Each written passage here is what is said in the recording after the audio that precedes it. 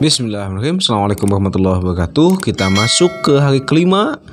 Kita akan bahas sahabat Rasul yang kelima berdasarkan nilai yang akan kita ambil dari para sahabat ini di luar podcast yang kita bahas ya. Sahabat kita kali ini merupakan sosok sahabat yang mohon maaf, tiada bahasa yang paling pas untuk menggambarkan kira-kira untuk melukiskan sosok yang satu ini dengan kalimat mohon maaf bodyguardnya Rasulullah SAW, pembela Rasulullah SAW. Siapakah dia? Dialah Zubair bin Awam, seorang sahabat yang begitu pemberani dan sahabat yang selalu terdepan dalam membela Rasulullah SAW. Alkisah, satu waktu Rasulullah SAW membutuhkan orang pasca kekalahan kaum muslimin di perang Uhud untuk memata-matai, bahkan untuk melindungi diri dari serangan musuh. Maka Rasulullah SAW menawarkan posisi ini kepada berbagai sahabat. Ternyata sahabat yang pertama kali mengangkat tangan, ngacung kalau bahasa kita ya, kalau bahasa anak kita itu ngacung ya. Sahabat yang pertama kali mengangkat tangan dialah Zubair bin Awam. Beliau bersedia untuk mengintai kaum Quraisy. Bahkan satu waktu ketika Rasulullah SAW hendak mendapatkan berita bahwa akan ada penyerangan, Zubair bin Awam pula lah yang menjadi mata-mata untuk masuk ke kaum Quraidah ketika saat itu, memata-matai aktivitas mereka, kapan mereka akan menyerbu Rasulullah SAW. Dan yang paling unik, inilah kisah heroik dari beliau adalah ketika perang Yarmuk, perang antara kaum Romawi dengan pasukan dari kaum muslimin yang ketika saat itu dipimpin oleh Amr bin As. Amr bin As ketika saat itu mengepung pasukan Romawi itu selama 7 bulan. Dan selama 7 bulan belum mendapatkan hasil apapun. Sehingga Amr bin As ketika saat itu dia mengirim surat kepada Amirul Mukminin, kepada Umar bin Khattab. Wahai Amirul Mukminin, tolong kirim pasukan 12.000 supaya kami bisa menang dalam perang Yarmuk ini. Kenapa 12.000? Karena yang pertama, pasukan Romawi itu jumlahnya lebih dari 12.000. Dengan persenjataan komplit, dengan badan semuanya dirantai supaya tidak bisa pulang. Terus kemudian ada janji Rasulullah SAW, kalau pasukan muslim sampai 12.000, maka pasukan itu tidak akan meraih kekalahan. Sehingga Amr bin As ingat ucapan Rasulullah SAW dalam pengepungannya selama 7 bulan itu, karena posisi strategis ketika saat itu Romawi ketika Islam sampai ke sana akan menyebar dengan luar biasa ketika saat itu. Maka Amr bin As mengirim surat kepada Amirul Mukminin. Wahai Umar, wahai Amirul Mukminin, tolong kirim pasukan sebanyak 12.000. Ternyata dikabulkan oleh Umar bin Khattab. Itu pasukannya adalah 4.000 pasukan. Kemudian ketika 4.000 pasukan itu datang menemui Amr bin As kemudian menghubungi Umar bin Khattab. Langsung ngirim surat lagi. Wahai Umar, kenapa yang dikirim itu 4.000 pasukan? Padahal saya minta 12.000. Sesungguhnya aku, kata Umar bin Khattab, mengirimmu 8.000 pasukan. 4.000 pasukan yang kau lihat, dan 4 orang yang salah satunya adalah Zubair bin Awam, itu 1 orang kemampuannya sama dengan 1.000 pasukan. Luar biasa. Zubair bin Awam, kata Umar bin Khattab, dia sebanding kemampuannya dengan 1.000 pasukan. Betapa tidak, teman-teman sekalian, saudaraku, ketika dalam situasi peperangan, Zubair ini tidak pernah ada di belakang, selalu ada di depan. Kalau kita kan di depan itu dalam pembagian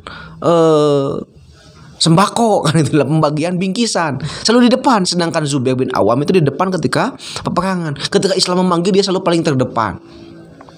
Satu waktu dalam perang Yarmuk itu, selama 7 bulan Amr bin As mengepung tempat itu tidak membuahkan hasil, maka Zubair bin Awam ketika datang hari pertama, beliau naik ke atas menara, kemudian dia bawa kuda dan senjatanya, dia memasuki kerumunan yang ada di kaum Romawi tersebut, kemudian dia masuk ke tengah dengan berbagai serangan dari kiri, kanan, dan depan.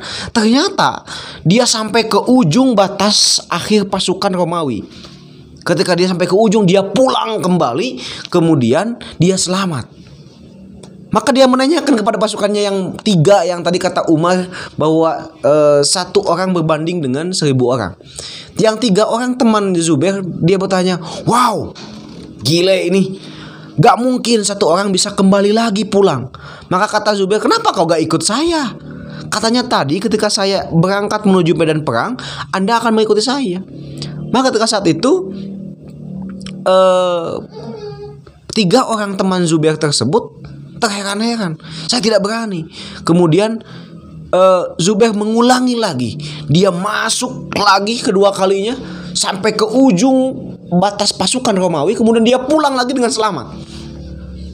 Semua orang terkagum-kagum dengan skill peperangan Zubair bin Awam, dengan keberanian Zubair bin Awam. Bahkan sampai 3 kali Zubair bin Awam itu bolak-balik menyerang kaum Romawi dari depan sampai belakang, kemudian selamat sampai ke depan lagi. Walaupun ada yang menceritakan di akhir yang ketiga, di penyerangan ketiga itu Zubair bin Awam sampai ketusuk daerah dadanya. Tapi dia berhasil dengan selamat melalui pasukan tersebut.